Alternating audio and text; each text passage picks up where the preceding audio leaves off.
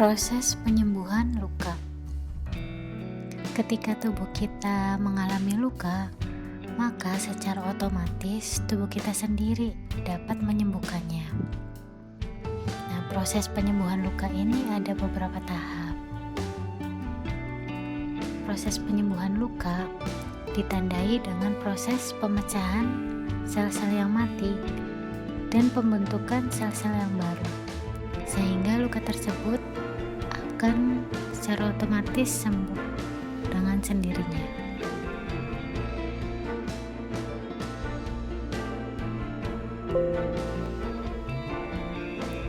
Nah, tahapan luka itu dibagi menjadi 3 tahap. Yang pertama ada tahap inflamasi, yang kedua tahap proliferasi, dan yang ketiga tahap maturasi. Nah, yang pertama adalah tahap inflamasi. Adalah suatu respon protektif yang ditujukan untuk menghentikan perdarahan dan membersihkan area luka dari benda asing, sel-sel mati, dan bakteri. Jadi pada fase awal inflamasi ini akan terjadi proses penghentian perdarahan dan akan membersihkan area luka ini dari bakteri maupun sel-sel rusak lainnya. Nah, fase ini dimulai saat ketika terjadinya luka sampai 3 hari. Nah, proses terjadinya inflamasi itu ada 2. Yang pertama ada hemostasis dan yang kedua ada fagositosis. Nah, fase hemostasis ini adalah fase di mana terjadinya penghentian perdarahan. Nah, ketika di sini ada luka yang akan merusak pembuluh darah, maka dengan secara otomatis akan ada platelet atau trombosit menuju ke daerah luka atau keluar dari pembuluh darah ini untuk membentuk suatu klot atau bekuan darah, sehingga darah itu tidak akan mengalir lagi. Nah, setelah pembekuan platelet, maka akan dibantu juga dengan terjadinya vasokonstriksi atau penyempitan pembuluh darah, sehingga darah tidak akan keluar dan pembuluh darah akan tertutup. Nah, setelah 5-10 menit dari proses hemostasis, maka akan terjadi proses fagositosis, di mana di situ pembuluh darahnya akan melebar atau vasodilatasi. Nah, jaringan yang rusak ini akan merilis atau mengeluarkan histamin. Nah, dari histamin ini maka pembuluh darah itu terangsang untuk vasodilatasi atau melebar. Nah, dengan melebarnya pembuluh darah atau permeabilitasnya meningkat, itu dengan mudah sel darah putih akan keluar. Nah, sel darah putih yang berperan di sini adalah neutrofil dan makrofag. Itu akan keluar menuju ke area luka ini. Nah, sel-sel fagosit ini akan memakan bakteri maupun benda-benda asing yang ada di sekitar luka untuk mencegah dari kontaminasi dan membersihkan area luka ini agar tidak ada bakteri yang menyebabkan masalah lain pada daerah tersebut.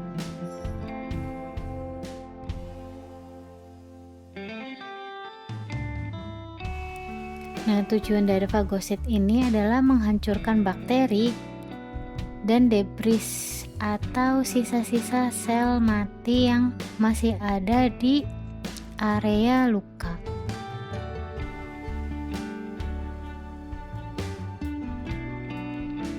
Nah, fase inflamasi ini kita bisa lihat dari tanda-tandanya. Ada tanda-tanda khusus ketika proses inflamasi itu sedang berlangsung, seperti yang pertama rubor atau kemerahan. Nah, rubor atau kemerahan ini karena adanya pembuluh darah yang banyak di area sekitar luka. Nah, dengan adanya banyak pembuluh darah atau banyaknya darah yang mengelilingi luka ini, maka akan terlihat berwarna kemerahan. Kemudian yang kedua ada kalor atau hangat.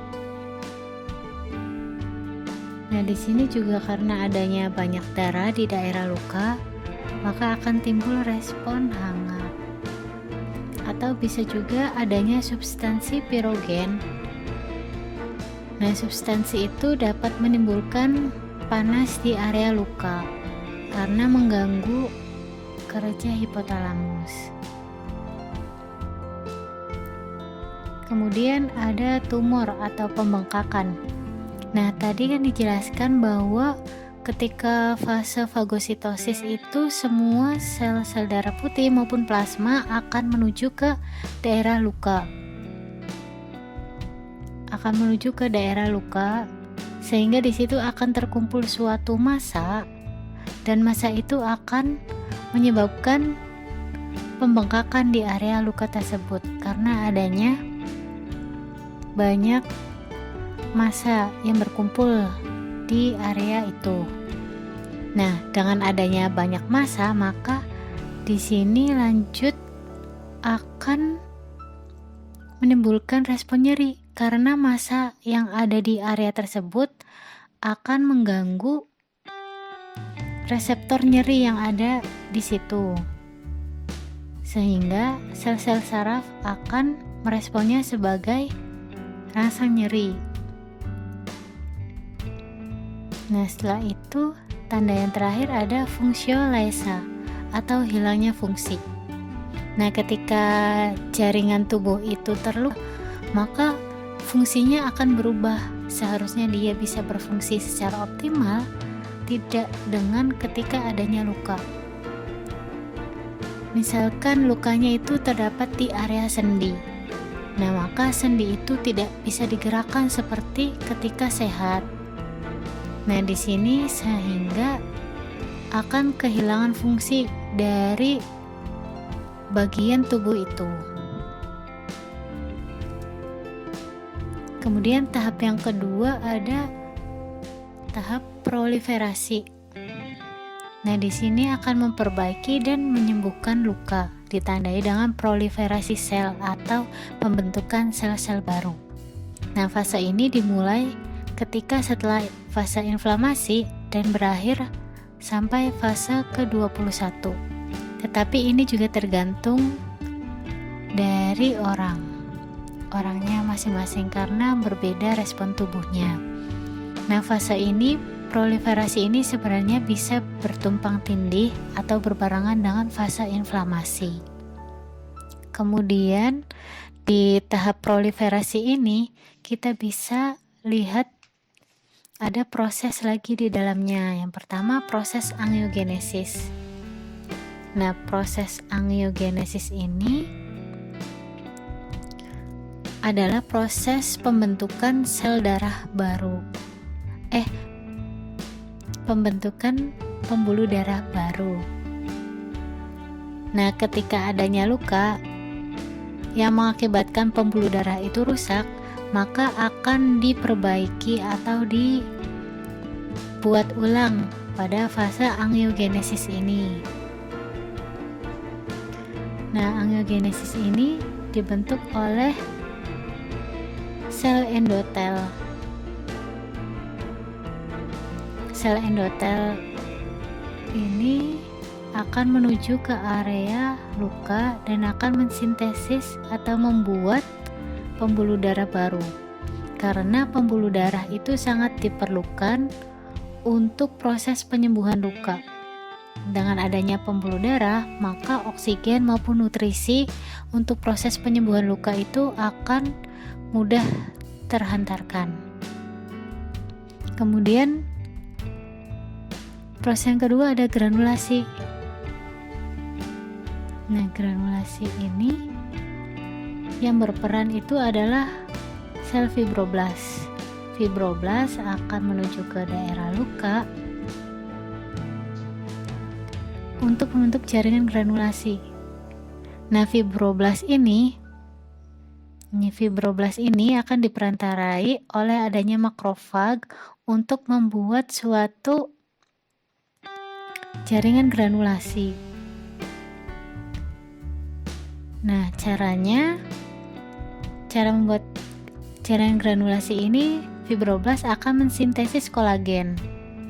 Nah, dengan adanya kolagen, maka jaringan luka ini akan dapat membantu proses penyembuhan luka atau menguatkan jaringan-jaringan yang baru. Nah, kolagen itu adalah substansi untuk menambah ketegangan luka. Jadi kekuatan lukanya itu akan bertambah kuat dengan adanya kolagen ini, sehingga memperkecil kemungkinan luka itu akan terbuka kembali. Nah, dengan adanya kolagen, maka luka itu akan tertutup dengan baik. Nah, kemudian ada epitelisasi. Di sini pembentukan sel epitel baru di daerah luka. Nah, di sini akan dibentuk epitel atau lapisan yang ada di permukaan tubuh. Nah, di sini saya akan menjelaskan juga terkait perbedaan granulasi dan epitelisasi. Kalau granulasi itu arahnya tuh ke atas, teman-teman. Nah, ke atas di sini akan ada jaringan granulasi yang akan tumbuhnya ke arah atas. Sedangkan jika epitelisasi arahnya itu ke samping. Nah, ini adalah sel-sel epitel baru. Arahnya itu ke samping. Sehingga jaringan granulasi dengan jaringan epitel itu akan bertemu di sini dan akan menimbulkan atau memunculkan adanya jaringan parut atau eschar ini.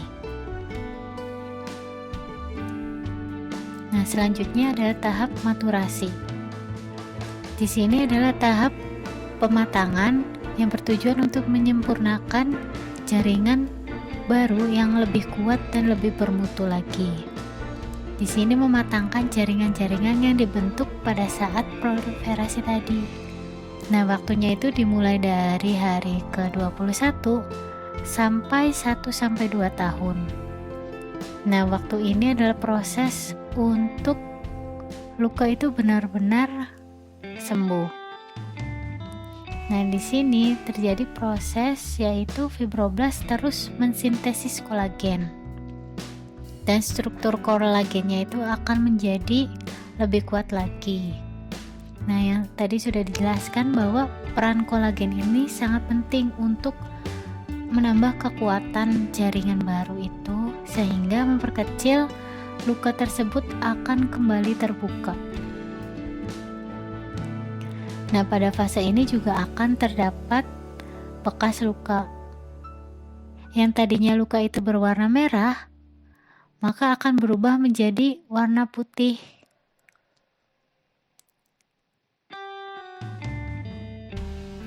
Selanjutnya, kekuatan regangan luka itu meningkat karena di sini terjadinya proses pematangan sel-sel baru.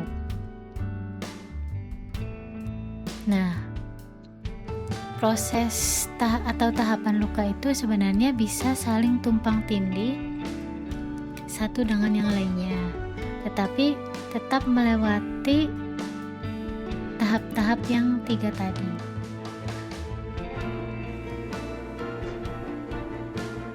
Dan pada tahap maturasi ini kulit sudah menutup dan jaringan sudah mulai rapat. Terima kasih.